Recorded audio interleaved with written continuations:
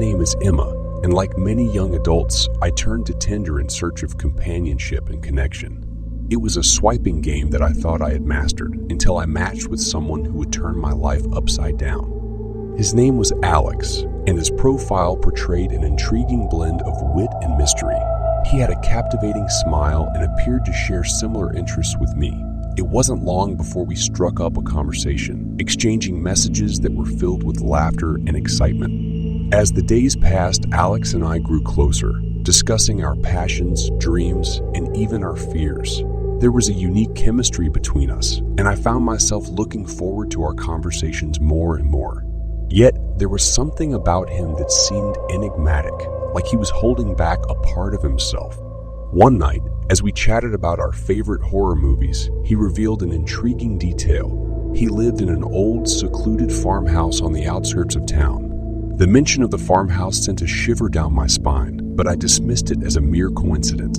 After all, many people lived in old houses. As our connection deepened, Alex suggested that we meet in person. I agreed, feeling both excited and nervous about the prospect of finally seeing him face to face. He picked a nearby park as our meeting spot, and we settled on a crisp autumn evening for our first date. As I approached the park, my heart raced with anticipation. The moonlit sky cast an ethereal glow over the surroundings, adding to the romantic atmosphere. But as I looked around, Alex was nowhere to be seen. Minutes turned into an hour, and I began to worry that I had been stood up. Just as I was about to leave, a voice called out from behind me. "Emma, I'm so sorry I'm late," Alex said breathlessly, as if he had been running. Relieved to see him, I greeted him with a smile. "It's okay, I was getting a little worried." He explained that he had lost track of time while dealing with some work-related issues. Though his explanation sounded plausible, I couldn't shake the feeling that there was something off about the situation. Despite the initial hiccup, our date went surprisingly well. We laughed, shared stories, and even stole a few kisses under the moonlight. But as the night wore on, Alex mentioned something that sent a chill down my spine. "Do you believe in ghosts?" he asked, glancing over at the darkened trees. I hesitated, not wanting to seem dismissive of his beliefs. "I think some people do, but I've never had a personal experience with the supernatural." He nodded, his expression somber. "I do. I've had some strange encounters in the farmhouse." Curiosity got the better of me, and I prodded him to share his experiences. Alex described hearing unexplained footsteps, doors slamming shut on their own, and objects moving without any apparent cause. "It's an old house, so I try not to dwell on it too much," he said, trying to downplay the unsettling events. Over the following weeks, Alex and I continued to see each other, despite the nagging feeling of unease that lingered in the back of my mind. He was charming, caring, and seemed genuinely interested in me.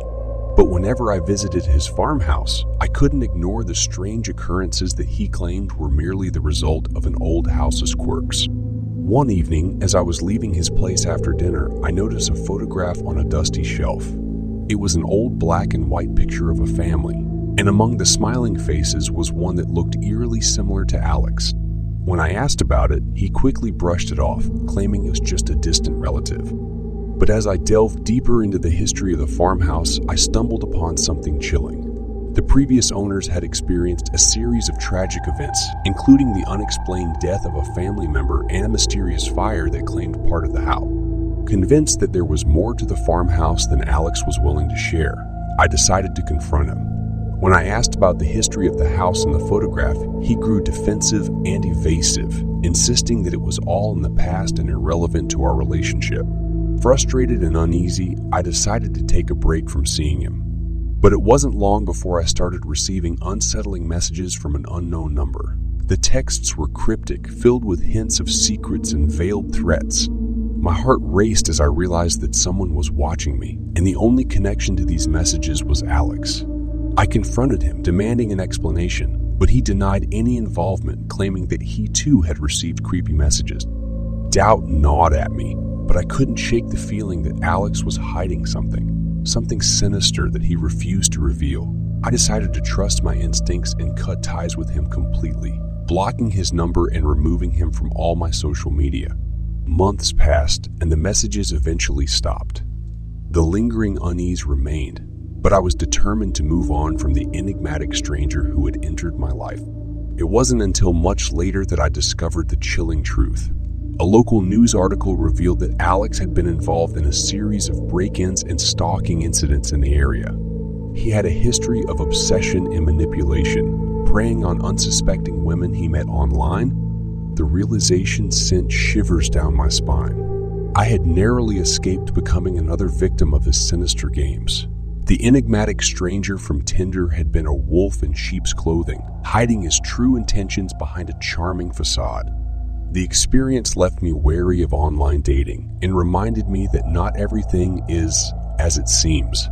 Sometimes the scariest monsters are the ones who walk among us, concealing their dark secrets until it's too late. It was a lesson that would forever stay with me, a reminder that caution and intuition were vital in a world where the line between reality and deception could be dangerously thin. Story 2. It all started with a simple swipe. As a young and single professional, I found myself drawn into the world of online dating, and like countless others, I downloaded the notorious Tinder app. Little did I know, my journey into the world of swipes and messages would lead me down a path of fear and danger. One evening, after a busy day at work, I settled into my cozy apartment and decided to give Tinder a try. The familiar motions of swiping left and right quickly became a routine, and I found myself engrossed in the game like processed. My thumb moved effortlessly, the faces of potential matches flashing before my eyes. And then I stumbled upon her profile. Her photos exuded an air of mystery, her smile inviting yet enigmatic. I couldn't help but swipe right, hoping for a connection. To my surprise, a match notification appeared almost immediately. It seemed too good to be true, but we began chatting and our conversations flowed with ease. Emily was intelligent, witty, and shared my interests. It felt like we were kindred spirits. As the days passed, our conversations grew deeper. We discussed our dreams, our fears, and our favorite memories. Our connection deepened, and I began to look forward to our nightly chats. However, there was an underlying sense of unease that I couldn't shake. Emily was reluctant to share any personal details beyond her name, age, and profession. She dodged questions about her family, her hometown, and even her social media presence. Despite my growing suspicions, I couldn't help but be drawn to Emily. One evening, she suggested we meet in person. Excitement and apprehension intertwined as we agreed to meet at a local coffee shop.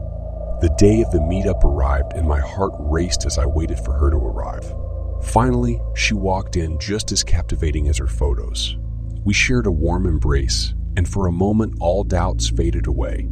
As the conversation flowed, I couldn't help but notice a shadow lurking in the corners of Emily's eyes. It was as if a mask had slipped, revealing a glimpse of something darker beneath the surface. She mentioned her love for adventure and spontaneity, recounting stories that seemed too wild to be true. My unease grew, but I pushed the nagging feeling aside, chalking it up to nerves. Days turned into weeks, and Emily and I continued to spend time together. Yet her stories became more extravagant, her behavior increasingly erratic. She would vanish for days at a time, only to reappear with tales of daring escapades that strained the boundaries of believability. I began to question her honesty, her motives, and the very nature of our connection. One fateful night, Emily invited me to a secluded cabin deep in the woods. She claimed it was a place of solace and reflection, promising an unforgettable experience. Despite my reservations, curiosity and the pull of our connection led me to accept the invitation. As I drove through the winding forest roads, a sense of foreboding settled over me like a shroud. The cabin stood isolated in the moonlight, surrounded by an eerie stillness. Emily greeted me with an enigmatic smile, her eyes glinting with an unsettling intensity. Inside, the walls were adorned with cryptic symbols and faded photographs. The air was heavy with an otherworldly energy, and I couldn't shake the feeling that I had stepped into a nightmare.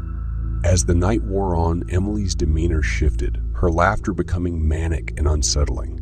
She spoke of ancient rituals and forbidden knowledge, hinting at a world beyond our understanding. Panic clenched my heart, and I realized the gravity of the situation I had willingly walked into. I was trapped, surrounded by the unknown, and at the mercy of a woman whose intentions remained shrouded in darkness. With each passing moment, the cabin seemed to close in on me, its walls whispering secrets and shadows dancing menacingly. Emily's words became a blur, her laughter a haunting refrain. I knew I had to escape, to break free from her grasp before it was too late. Gathering my courage, I feigned exhaustion and managed to slip out of the cabin under the cover of darkness. I ran through the woods, branches tearing at my clothes, my heart pounding in my ears. Fear fueled my steps, and I didn't stop until I reached the safety of civilization. Looking back, I realized how close I had come to a terrifying fate, lured into a web of deceit and danger by a woman whose true nature was far from what it seemed. In the aftermath, I deleted the Tinder app and vowed never to venture into the world of online dating again. The experience had left an indelible mark on my psyche, a chilling reminder of the thin line between connection and calamity. To this day, I can't help but shudder at the memory of that night. A cautionary tale of a swipe gone awry, a brush with darkness that forever altered the course of my life.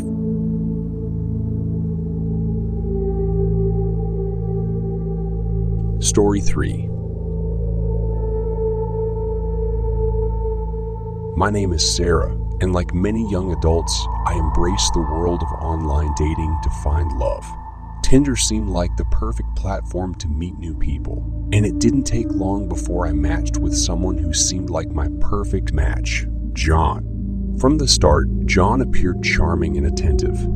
Our conversations flowed effortlessly, and we soon found ourselves talking for hours every night.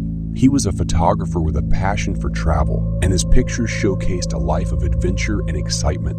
As days turned into weeks, I became more enamored with John. But as our relationship deepened, I noticed that he became increasingly possessive. He would constantly check my social media profiles and question me about my interactions with other guys. Initially, I brushed off his behavior as mere insecurity, but the warnings from my friends began to weigh on my mind. They claimed that John was exhibiting classic signs of a potential stalker, but I was unwilling to believe them. After all, he seemed like such a great guy when we were together. One evening, John surprised me with a thoughtful gift, a beautiful necklace. It was a sweet gesture, but it also left me feeling uneasy. How had he managed to find out where I lived without me telling him? I asked him about it, and he claimed he had simply guessed my address based on the general area I lived in. As the weeks went by, John's possessiveness intensified. He started showing up at places I frequented, like my favorite coffee shop and the gym. He claimed it was all just coincidental, but I couldn't shake off the feeling that he was deliberately following me. My anxiety reached its peak when I began receiving anonymous emails and messages.